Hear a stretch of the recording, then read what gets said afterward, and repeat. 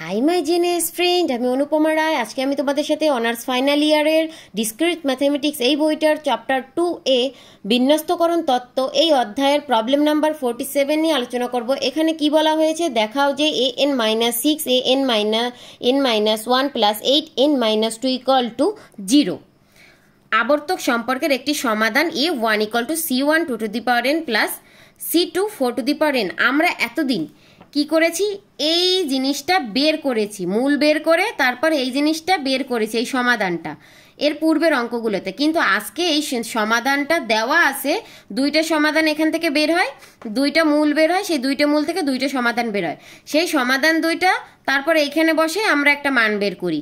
কিন্তু আজকে এটার উল্টোটা, আমাদেরকে সমাধানটাই দেওয়া আছে, মূলের একটি মূল দেওয়া আছে সমাধান, আমাদেরকে এইখান থেকে প্রথম থেকে সহায়ক সমীকরণ পর্যন্ত বের করে জাস্ট মূল দিয়ে এই লাইনটা হয় কিনা এটা প্রমাণ করতে হবে। তো আমরা মেইন অঙ্কে চলে যাই। আমাদের প্রথমে লিখতে হবে প্রদত্ত সমীকরণটি, প্রদত্ত সমীকরণ an-6 an-1 plus 8n-2 equal to 0, যা ধ্রুবক সহ দুই মাত্রার সমমাত্রিক যোগাশ্রয়ী ব্যবধান সমীকরণ, যা দুই মাত্রার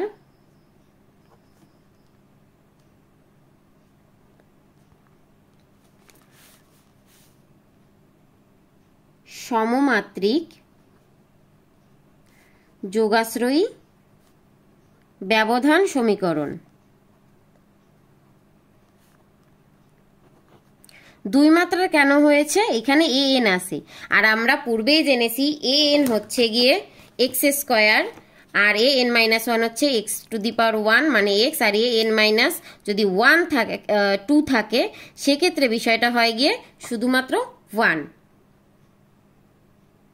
ঠিক আছে, তাহলে যেহেতু n এর মান x স্কয়ার মানে ঘাত হচ্ছে 2, তাই এটা দুই মাত্রার হয়েছে। ওকে, তো এবার আমরা সহায়ক সমীকরণ বের করব। সহায়ক সমীকরণটা কিভাবে বের করব, আমরা একটু আগে তো মানগুলো মনে রাখার জন্য বলেছি, তাই না? এই an এর মান x স্কয়ার মাইনাস 6 আছে, আর an-1 এর মান হচ্ছে x, আর n-2 এর মান হচ্ছে 1, তাহলে 1 এর সাথে 8 গুণ হলে হয় কি 8, আর হলো 0। তাহলে এটা থেকে আমরা এবার মিডল টার্ম ব্রেক করে এটার সহায়ক সমীকরণ বের করার জন্য দুইটা মূল বের করব, সেই দুইটা মূল বের করি।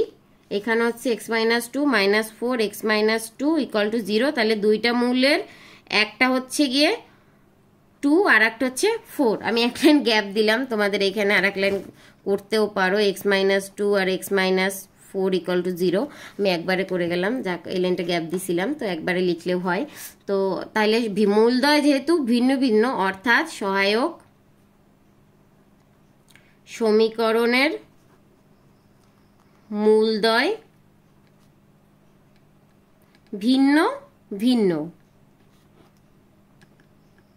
যেহেতু মূলদ্বয় ভিন্ন ভিন্ন তাহলে এর সাধারণ সমাধান হবে কি, সাধারণ সমাধান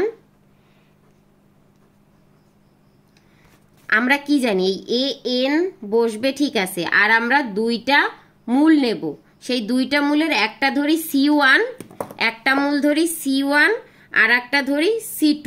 ঠিক আছে, যেহেতু আমরা এর আগের অঙ্কগুলোতে b আর d ধরছি, কিন্তু এখানে প্রশ্নেই দেওয়া আছে c1 এবং c2 দুইটা ধ্রুবক, সেই ধ্রুবক দুইটাকেই আমরা ধরি c1 এবং c2 দুইটা ধ্রুবক। তাহলে an ইকুয়াল টু হবে গিয়ে c1 আর এই 2 এর সাথে পাওয়ার n প্লাস c2 4 এর সাথে পাওয়ার n। তাহলে যেটা চাইছে সেইটাই কিন্তু প্রমাণ হয়ে গেছে। এই যে আমি হচ্ছে অঙ্কটাকে একটু এইভাবে দেখাই, জুমটা ছোট করে দেই। আচ্ছা, এখানে আছে যেটা c1 2 to the power n plus c2 4 to the power n, আর এখানেও কিন্তু বের হয়েছে same c1 2 to the power n plus c2 4 to the power n। এটাই আমাদেরকে প্রমাণ করতে বলছে। তাহলে আমরা এখান থেকে আরেকটা লিখে দেবো, সকল n 0 থেকে বড় এবং 0 সমান, যেখানে c1 ও c2 দুটি ধ্রুবক, c1 ও c2 ধ্রুবক। তো এই ছিল আমাদের অঙ্কের প্রমাণ, এটা আমাদেরকে দেখাতে বলছে। তাহলে আমাদের এইটুক হয়ে গেছে। তো 47-এ কোনো প্রবলেম নেই আশা করছি। দেখা হবে পরবর্তী ভিডিওতে। আর সব সাবজেক্টের কোর্স নেওয়ার জন্য math chemistry 360 first year, second year, third year, fourth ইয়ারের কোর্স নেওয়ার জন্য আমাদের স্ক্রিনে দেওয়া নাম্বারে যোগাযোগ করবে, বা আমাদের ডেসক্রিপশন বক্সে দেওয়া নাম্বার আছে সেখানে যোগাযোগ করবে। তো তোমাদের সব ধরনের বিষয় জানিয়ে দেওয়া হবে। তো আজকের মতো এখানেই বিদায় নিচ্ছি।